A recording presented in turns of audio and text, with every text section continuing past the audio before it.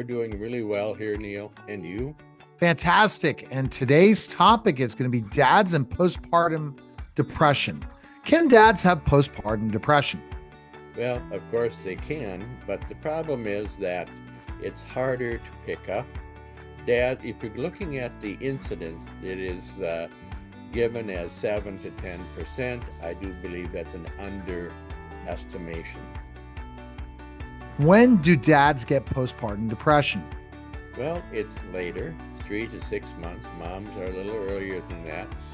Dad's depression usually lasts a little longer, and you can figure or anticipate that it'll last for at least 6 months. So by the time the baby's a year old, maybe dad's recovering from his postpartum depression. Do you think the reported frequency of postpartum depression in dads is accurate?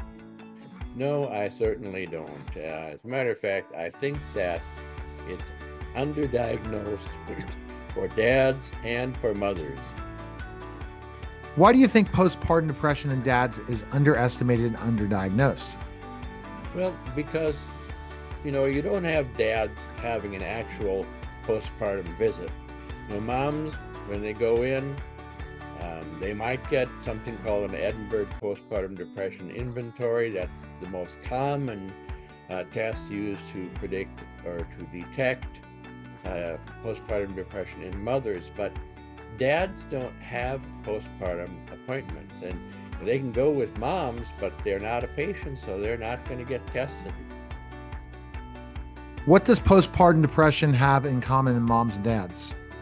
Well, everybody has deep doubts about their parenting abilities and sometimes their abilities to love their children. I read a book about postpartum depression written by a very famous lady, Brooke Shields, and she was talking about how guilty she felt because she knew she should be loving this baby, but it was hard for her to do. And that, of course, leads to underdiagnosing, underreporting, and undertreating. Does postpartum depression in dads have the same symptoms as does in moms?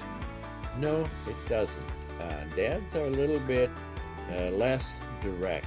They probably will present with irritability, anger, aggression, and something that I call the tomcat syndrome when the grass is greener.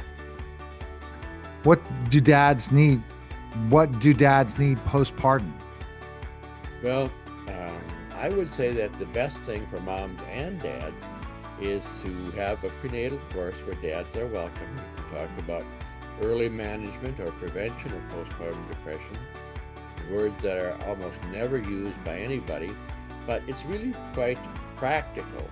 You need to talk about who's going to do what are the chores, who's going to do them, feeding baby, who does it, when, you should take turns, household chores, grocery shopping, cleaning the bathroom, who gets to sleep, and all of that should be done before they leave the hospital for their postpartum trip home.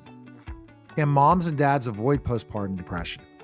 Well, yes, I'm probably one of the few people on the planet who thinks that postpartum depression is neither surprising nor unpredictable.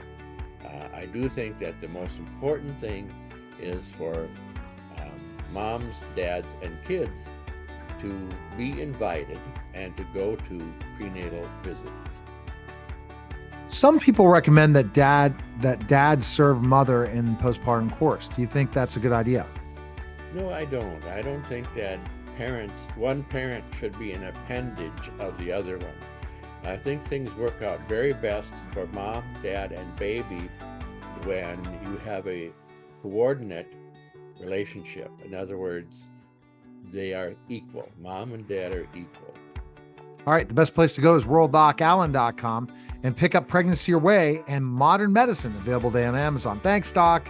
Thank you, Neil. All right, that was the World Doc Allen podcast, guys.